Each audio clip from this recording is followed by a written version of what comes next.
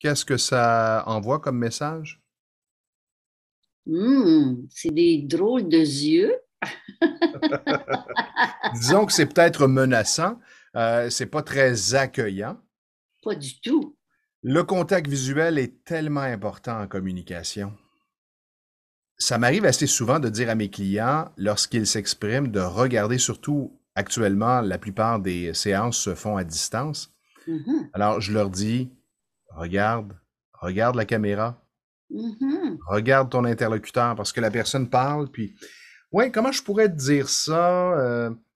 Et les yeux vont partout, les yeux cherchent l'information.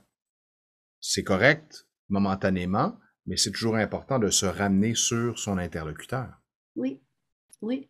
Je pense que le contact visuel, c'est une communication importante sans mots, hein. On parle beaucoup du non-verbal, sans mots.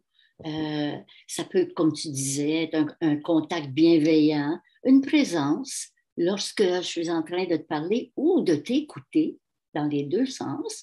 Je porte attention avec mon contact visuel. À l'inverse, si c'est un contact, je dirais fixe, que je fixe, ça pourrait créer un malaise. Et Comme là lorsque en je ce te... moment, là.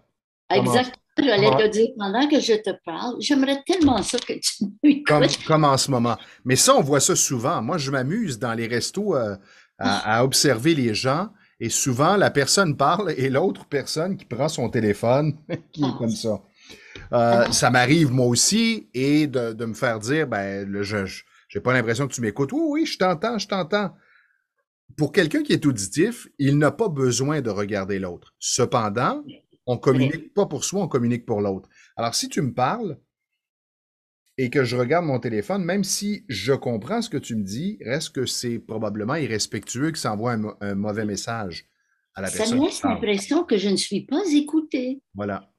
C'est vrai que je pense que je suis plus visuelle qu'auditive, sauf que juste l'image que je projette donne l'impression, mais je regarde ailleurs. Donc, je ne te regarde pas, là, Stéphane, mais en même temps, j'aimerais ça te dire que Et de toute façon, même si je suis auditif, que je regarde autre chose, mon attention se porte sur autre chose. J'entends, oui, une partie de ce que tu me dis, mais est-ce que j'écoute avec intérêt et attention? Pas certain. oui, je capte l'attention avec mon contact visuel. Je pense, par exemple, si je fais un clin d'œil, je ne suis pas très bonne à faire des clins d'œil, il faudrait que je me pratique.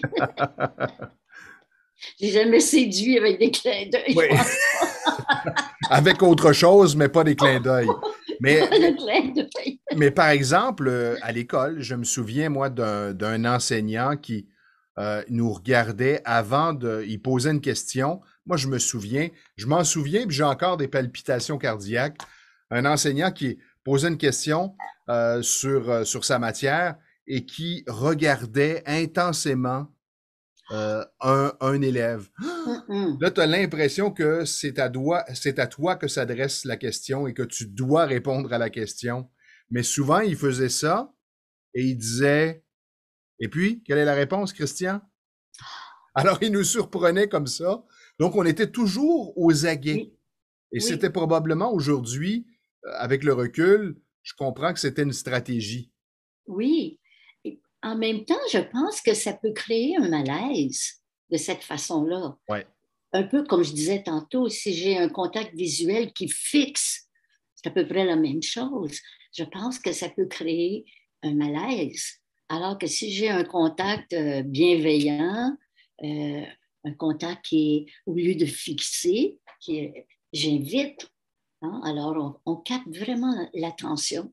D'ailleurs, la semaine dernière, j'ai été au restaurant avec une amie et on était tout près de la porte patio, près du patio. Et je ne sais pas pourquoi, c'est la première fois que ça m'arrive avec cette personne-là. Elle regardait tout le temps. On est en train de se parler, quelqu'un passait. Je ne sais pas ce qui se passait en arrière de moi. À un moment donné, je me suis détournée pour voir ce qu'il y avait. Puis il y avait juste des gens qui arrivaient, qui repartaient. Mais je trouvais que la communication était coupée. Ça m'a enlevé le goût de continuer. c'est le lien qu'on établit avec l'autre. Alors, comme tu le dis, quand on coupe le lien, c'est comme si on coupait une partie de la communication. Conserver le lien avec les gens. Prenez cette Exact. habitude. Oui, oui, puis un bon contact visuel, parce on le regarde des deux côtés, n'est-ce pas? Il y a un bon contact invitant, j'attire l'attention, je suis à l'écoute, puis il y a le contact, comme je disais, de distraction, non présent, trop fixe, malaisant. Alors, il faut y penser des deux côtés. Et je reviens toujours, Stéphane, à regarder comment j'utilise bien ou moins bien mon contact visuel et comment puis-je le lire chez l'autre. L'exemple que je viens de donner, la distraction, ce que j'ai lu chez l'autre, j'y pense maintenant que j'en parle. Ce que je lisais chez l'autre, c'est elle ne m'écoute pas, qu'est-ce Oui, qu'elle regarde? Il y a quelque chose c'est de ça, plus intéressant. son attention va ailleurs. Alors, c'est là qu'on voit comment c'est important, encore une fois, sans mots, tout ce que je peux communiquer et tout ce que je communique. Alors, Avec le non-verbal, dont le regard. oui, Alors, oui, Lise et vous, là, je garde les yeux sur vous. mhm,